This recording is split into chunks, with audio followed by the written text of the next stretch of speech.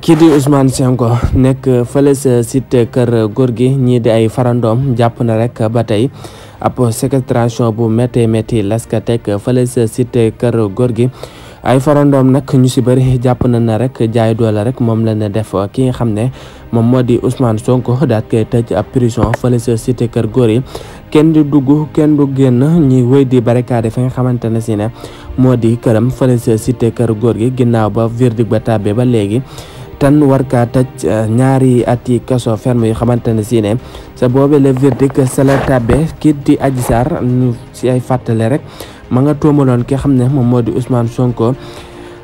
viol ak menace de mort te loolee sas que atte wun ko sa ña nga ko daan ci nga xamante ne si ne moom moo di corruption de la jeunesse ba tax na rek boobu ba léegi rek kii di président Ousmane Sonko ay farandoom ay ñooñam gañ nañ kaa gis lool te namm nañ ko lool ba tey nag mënuñu koo gis benn yoon dégguñu ko benn yoon ñuy wéy di ko barricade fële sa cité kër Gorgui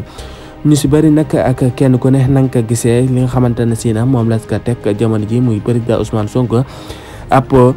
séquestration bu xamante ne si na rek amal na ko si moom fële sa cité kër Gorgui.